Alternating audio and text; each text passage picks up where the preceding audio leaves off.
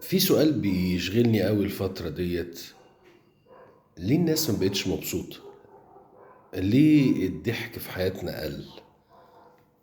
ليه بقت كل حاجة في حياتنا بنحاول نعالجها بالعنف والمضايقة والعصبية والردود غير المهذبة؟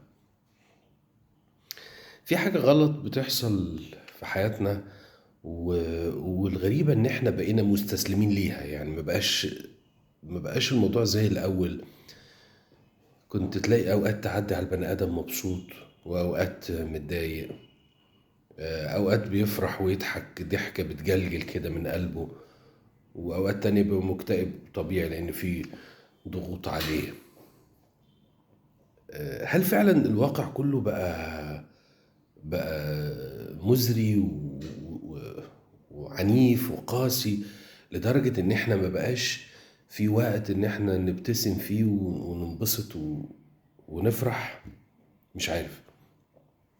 خايف يبقى الموضوع مش بالشكل ده، وخايف نكون احنا اعتدنا على الكآبة. اصبحت جزء من تكويننا الشخصي وتعاملنا مع الواقع اللي احنا عايشين فيه ومع الناس اللي حوالينا ومع نفسنا.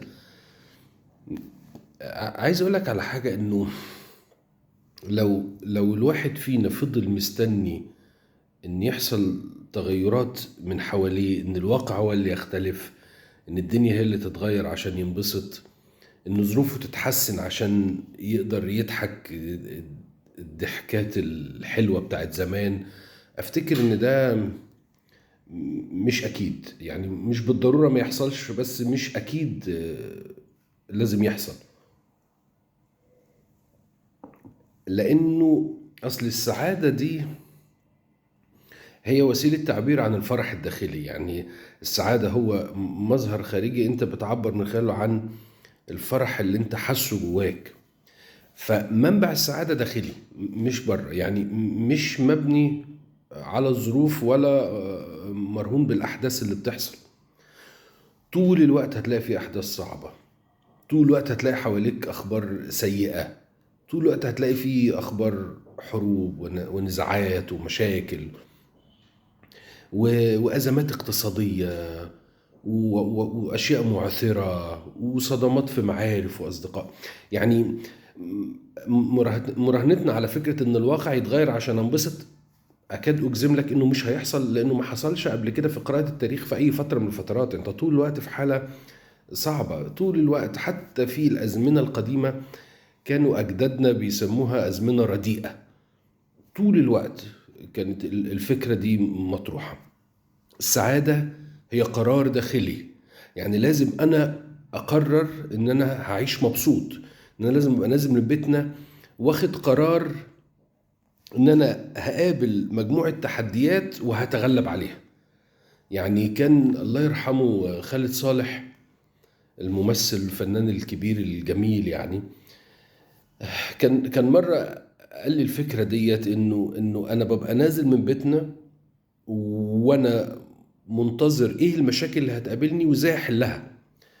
وكأن حياة الإنسان هي عبارة عن رحلة من كفاح لحل الأزمات والمشاكل عشان يقدر يمارس سعادته. وكمان من أخطر الحاجات اللي ليها علاقة بالسعادة إن أنت بتربطها بالنتائج اللي حواليك.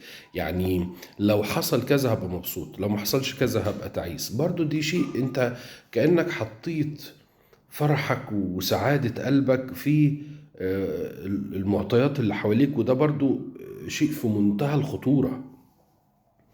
ولا نجاحك في شغلك ولا نجاحك في مشاريعك اللي انت حاططها هو برضو اللي هيجيب لك السعادة. ياما بقابل ناس يوميا بمقاييسنا هي محققة نجاحات، محققة درجة ما من الشهرة، من حب الناس، من الفلوس، لو حد يعني عنده أهداف ليها علاقة بفكرة الغنى. فلا، في ناس محققة بس برضو هي بره دايرة السعادة. فده مش مرتبط بده خالص. السعادة لو ما كانش مصدرها انت، لو ما كانش مصدرها الانسان الباطن اللي جواك، لو ما كانش مصدرها قلبك، والله لو الدنيا اتشقلبت من حواليك، لو الكون كله اختلف، لو قمت في يوم لقيت الحياة بقى لونها بامبي بامبي بامبي، برضه هتظل انت بتكتر امور داخلية تخليك تكتئب وتخليك تحزن، لانه عمليا مش ممكن تقدر تحصل على كل شيء.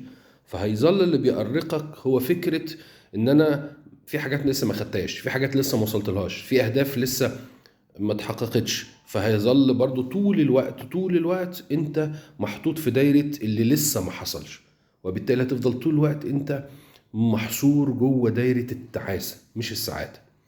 السعادة هي قرار داخلي، مش مرتبط بالظروف، مش مرتبط بالناس، مش مرتبط بأحلام وطموحات ونجاحات وأشغال. السعادة هي قراري أنا، مش في إيد الناس اللي حواليا. ربنا يسعدكم.